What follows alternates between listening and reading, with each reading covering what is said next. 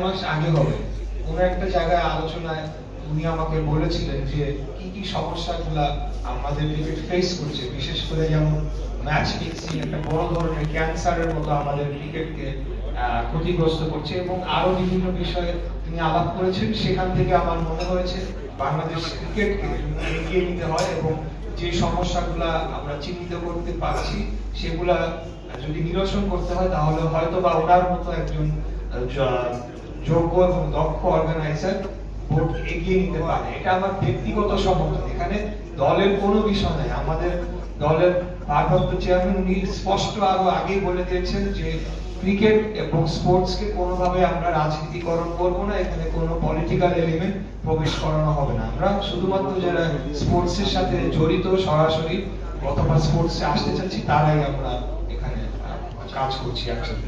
ধন্যবাদ। Thank you. Last question.